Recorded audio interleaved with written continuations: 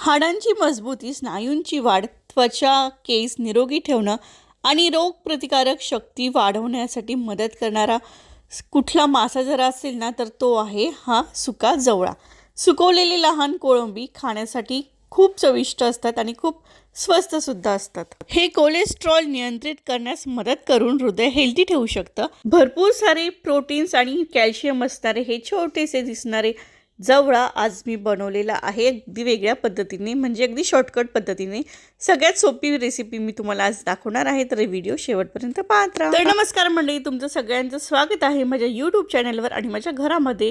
तर आज मी बनवलेला आहे हा एकदम खमंग, झणझणीत आणि तोंडाला पाणी सुटणारा आणि 2-3 भाकऱ्या एक्स्ट्रा खाऊ घालणारा हा छान असा जवळ्याचा ठेचा. बघता क्षणी खावासा वाटेल आणि तोंडाला पाणी सुटणारा हा जवळा भात, भाकरी किंवा साध्या चपाती सोबत सुद्धा खूप छान लागतो.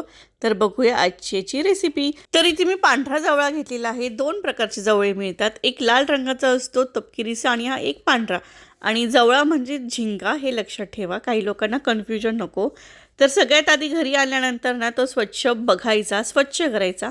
म्हणजे बऱ्याच वेळा जिथे वाळत घालतात तिथला कचरा यासोबत येतो, त्यामुळे तो साफ स्वच्छ करून घ्यायचा. दगड माती काय असतील ते सगळं काढून टाकायचं. चाळणी भरून थोडासा चाळून घ्यायचा आणि स्वच्छ धुवायचा. खूप जास्त धुवायचं नाही, अगदी हलक्या हाताने धुवायचा. यावर्षी जी काही धूळ माती असते ती निघून जाते. आणि खूप चोळून नाही धुवायचं, अगदी हलक्या हाताने धुवायचा. आणि अगदी हलक्या हाताने शिल्लक राहिलं जे काही पाणी आहे ना ते काढून घ्यायचं आणि बस जवळा बनवण्यासाठी रेडी आहे. तर ह्या प्लेटपैकी मी अर्धा वाटी इतका जवळा घेणार आहे बनवण्यासाठी. आणि त्यासोबतच 2 कांदे घेतलेले आहेत मोठे, आलं, लसूण, कोथिंबीर आणि हिरवी मिरची. बस एवढ्याच गोष्टी आपल्याला लागणार आहेत. तुम्हाला आवडीनुसार तुम्ही कांदा आणि तिखटाचं प्रमाण कमी जास्त करू शकतात. तर चला तर मग रेसिपीला सुरुवात करू. कढई घेतलेली आहे. कढईमध्ये थोडंसं तेल घालायचं आहे आणि हे सुरुवातीला आपण लसूण, आलं आणि हिरवी मिरची या 3ही गोष्टी छान तेलामध्ये परतवून घेणार आहोत. खूप जाळवायच्या नाही आहेत, अगदी लगेच पटकन काढायच्या आहेत. मिक्सरच्या भांड्यामध्ये काढून घेतलेला आहेत मी. आणि त्यानंतर याच कढईमध्ये जो धुवून स्वच्छ केलेला जवळा आहे तो सुद्धा थोडंसं तेल घालून परतून घ्यायचा आहे, म्हणजे तो छान लागतो, मस्त लागतो. तर थोडंसं तेल घालायचं. कढईमध्ये ऑलरेडी तेल होतं त्यामुळे मी थोडंसंच घातलेलं आहे वरतून. आणि छानपैकी परतून घ्यायचा. परतून झाल्यानंतर एका साईडच्या प्लेटमध्ये मी काढून घेतलेलं आहे. त्यानंतर मिक्सरमध्ये थोडीशी कोथिंबीर घालून सगळं काही व्यवस्थित दळून घ्यायचं आहे.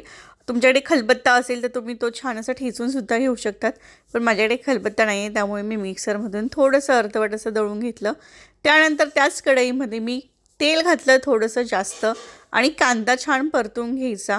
कांदा तुम्ही हवा तेवढा तुम्ही घालू शकतात. कांदा छान मऊ झालेला आहे, छानपैकी गुलाबी रंग आलेला आहे याला.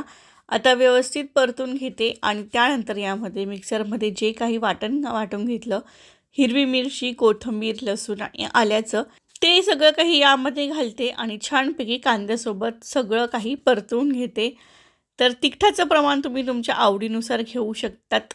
मी माझ्याकडे तिखट खूप कमी प्रमाणात खातात त्यामुळे मी तिखट कमी घेतलेलं आहे. आणि छान हे सगळं काही व्यवस्थित मिक्स करून घ्यायचं आहे. जवळ्यामध्ये मॅग्नेशियम, कॅल्शियम, फॉस्फरस, पोटॅशियम, लोह, सोडियम, जस्त, तांबे इतके सारे प्रोटीन्स, विटॅमिन्स असतात. खूप खूप टेस्टी लागतो हा जवळा. म्हणजे जे मासे खवय्ये आहेत तुम्ही त्यांनाच विचारा की तो किती छान लागतो ते. आणि नसेल माहिती तर ही रेसिपी एकदा ट्राय नक्की करून पहा.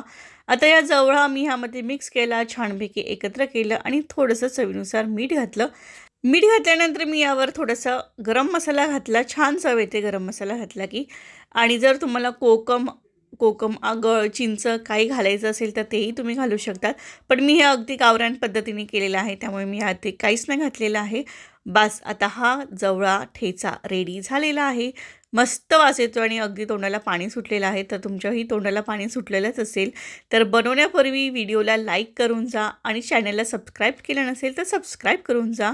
आणि आजची रेसिपी आणि आजचा व्हिडिओ तुम्हाला कसा वाटला कमेंट नक्की करा. आणि कोणाला हवा असेल तर तुम्ही त्यांच्यापर्यंत पोहोचण्यासाठी शेअरसुद्धा करू शकतात. तर मस्तपैकी जवळा रेडी झालेला आहे. भाकरी, भात किंवा चपाती किंवा डाळ भातासोबतसुद्धा हा खूप छान लागतो. तर हा जाणार आहे आज आमच्या मिस्टरांच्या टिफिनला. तर कसा झालेला आहे तुम्हीसुद्धा नक्की करून पहा. खूप मस्त लागतो. हिवाळ्यामध्ये तर खूपच छान आहे आपल्या शरीरासाठी, खाण्यासाठी. तर बनवायलासुद्धा खूप सोपा आहे आणि तसा चवीलासुद्धा खूप भारी लागतो. तर तुम्हीसुद्धा नक्की ट्राय करून पहा हा जवळ्याचा ठेचा. तर बास मंडळी, आजच्यापुरतं इतकंच. आजचा व्हिडिओ कसा वाटला कमेंट करा. व्हिडिओ आवडला असेल तर लाईक करा. चॅनलवर नवीन असाल तर सबस्क्राईब करा आणि बेल आयकॉन क्लिक करायला विसरू नका. तर पुन्हा भेटू अशा छानशा पटकन आणि सोप्या रेसिपीसोबत. तोपर्यंत नमस्कार. थँक्यू. Bye bye.